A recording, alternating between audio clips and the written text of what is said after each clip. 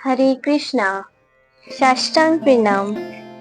प्रिय भक्तों, जैसा कि हम श्रीमद् भगवद गीता का अध्याय 2 कर रहे थे, हम अध्याय 2 के बहुत से श्लोकों का वर्णन कर चुके हैं। आज हम अपना अध्याय आगे के श्लोक के साथ शुरू करते हैं। अध्याय 2 के श्लोक 17 से हम अपना अध्याय आज शुरू करेंगे।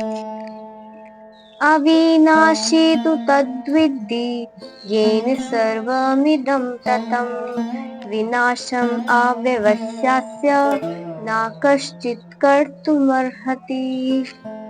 अर्थात इस प्रकार से है, 17वें श्लोक का अर्थात इस प्रकार से है, जो सारे शरीर में व्याप्त है, यानी जो सभी के शरीरों में व्याप्त है, जो आत्मा है, उसे तुम अविनाशी समझो।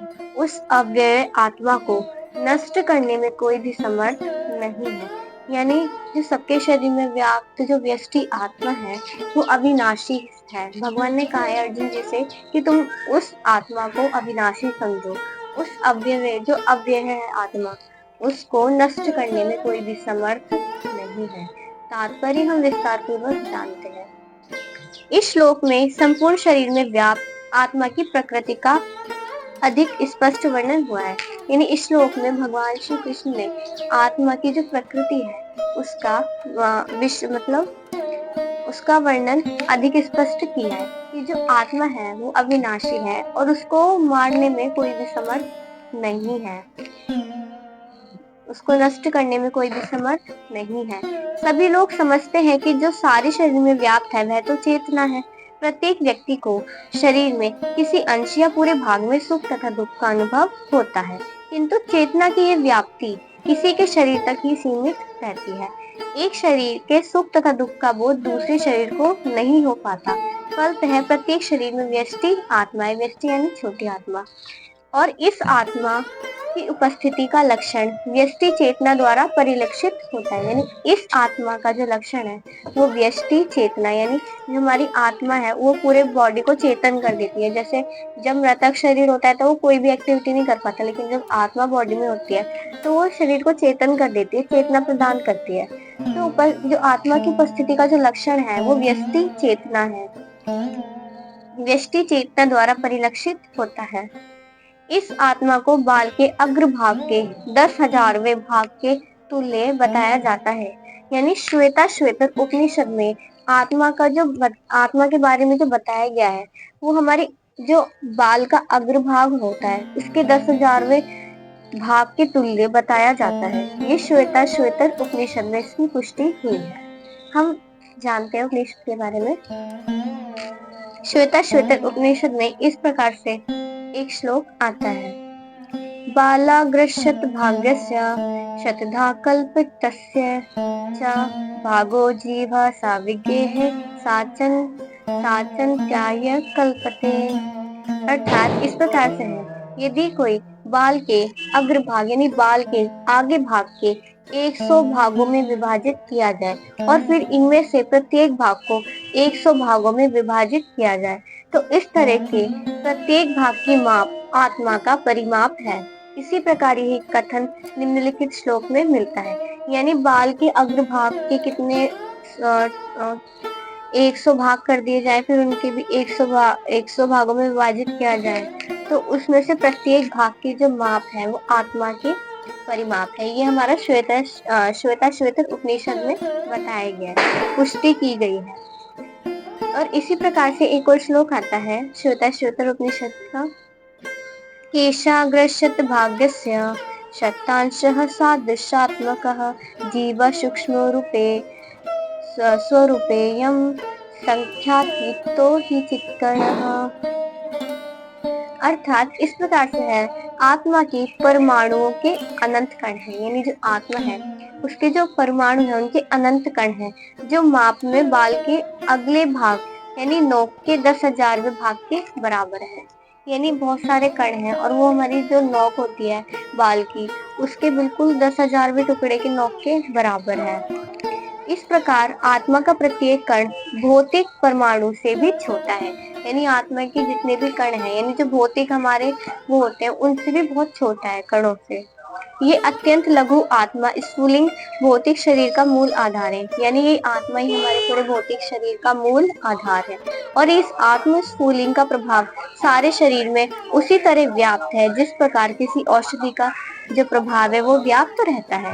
आत्मा की यह धारा, विद्युत धारा, सारे शरीर में चेतना के रूप में अनुभव की जाती है और यही आत्मा के अस्तित्व का प्रमाण है। यानी जिस प्रकार कोई औषधि दवाई हमारे पूरे शरीर में काम करती है, जिस प्रकार विद्युत धारा से मतलब उसी प्रकार विद्युत धारा के मतलब विद्युत धारा से हमारे सारे शरीर में चेतना अनुभव की जाती है, वो आत्मा से ही की जाती है।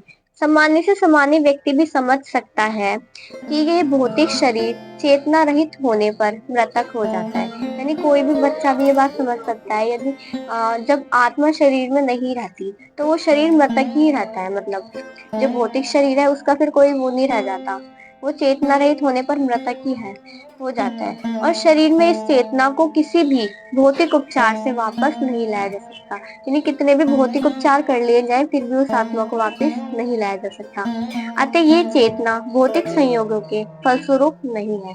यानी ये चेतना भौतिक संयोगों के फलस्वरूप नहीं बनती। जिस प्रकार शरीर है वो भौतिक संयोगों से उत्पन्न होता है, परंतु जो आत्मा है वो ऐसे किसी भी प्रकार के भौतिक संयोगों से उत्पन्न नहीं होती। ये शाश्वत सनातन है, अपितु आत्मा के कारण है। मुंडक उपनिषद में सूक्ष्म आत्मा यानी पारमाणिक आत्मा की ओर अधिक विवेचना की गई है। यानी मुंडक उपनिषद में भी इस प्रकार से एक श्लोक आता है, एषो अणुरात्मा चेतसा वेदितव्यो यस्मिन् प्राणः पंचतत्सविवेश प्राणेश्चित्तं सर्वोत्तम प्रजानां यस्मिन् विशुद्धे विभक्तेशे आत्मा। अर्थात इसी प्रकार से है, आत्मा आकार में अणु तुल्य है जिसे पूर्ण बुद्धि के द्वारा जाना जा सकता है। यानी आत्मा आकार में तो अणु के तुल्य है, किंतु हम अपनी पूरी बुद्धि से इसको पूरी बुद्धि के द्वारा हम आत्मा के स्वभाव को जान सकते हैं।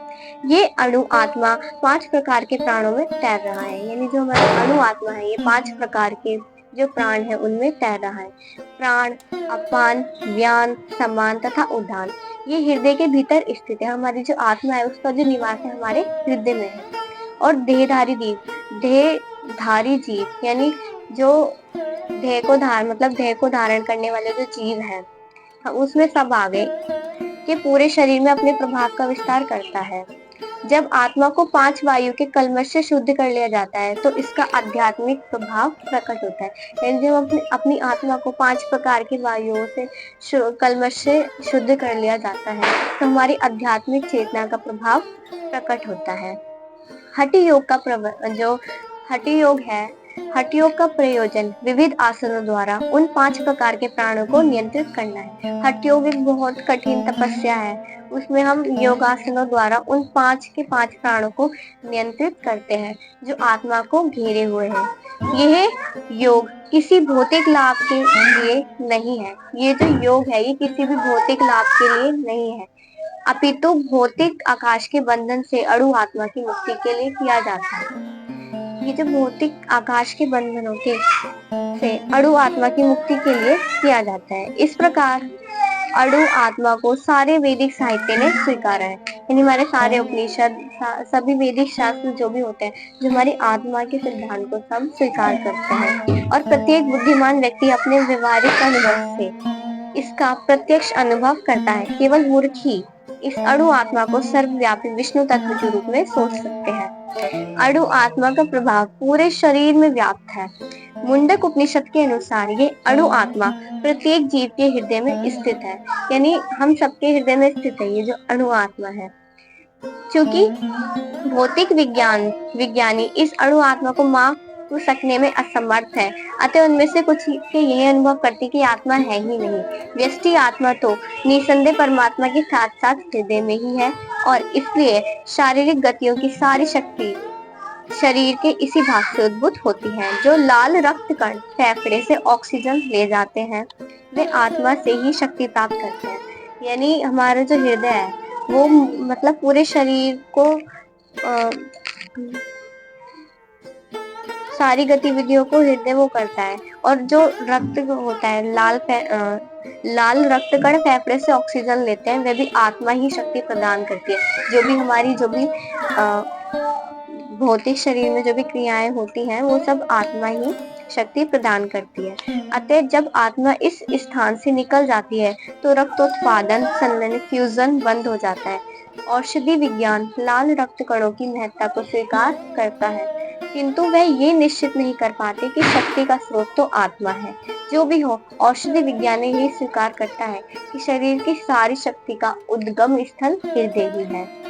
पूर्ण आत्मा के ऐसे अणु कणों की तुलना सूर्य के कणों के प्रकाश से की जाती है। इस सूर्य प्रकाश में असंख्य तेजोमय अणु होते हैं। इसी प्रकार परमेश्वर के अंश की किरणों के परमाणु स्फुलिंग है और प्रभा या परा शक्ति कहलाते हैं। अतः चाहे कोई भी वैदिक ज्ञान का अनुगामी हो या आधुनिक विज्ञान का, वह शरीर में आत्मा के अस्तित्व को नकार नहीं सकते कि और भगवान ने भी स्वयं भगवत गीता में आत्मा के इस विज्ञान का विशद वर्णन किया है। यानी आत्मा ही हमारा जो निवास स्थल है आत्मा का, वो हृदय में है। आत्मा का जो साइज है वो हमारे बाल, जो बताया गया हमारे उपनिषदों के अकॉर्डिंग, वो बाल के नौक के 10,000वें भाग के तुल्य बताया गया है। और ये जो आत्मा है इसका जो स्थान है वो हमारे हृदय में है, और हृदय ही हमारे सब पूरे शरीर का उद्गम स्थल है। और आज जो विज्ञान होते हैं वो आत्मा को माप सकने में आत्मा को माप सकने में समर्थ नहीं है, तो वो आत्मा के सिद्धांत को नकारते हैं, किंतु आत्मा होती है। और भगवान श्री कृष्ण ने भगवत गीता के दूसरे अध्याय में आत्मा का विशद वर्णन किया है। हम अपना आज अध्याय 2 यहीं से समाप्त करते हैं। हरे कृष्णा, साष्टांग प्रणाम।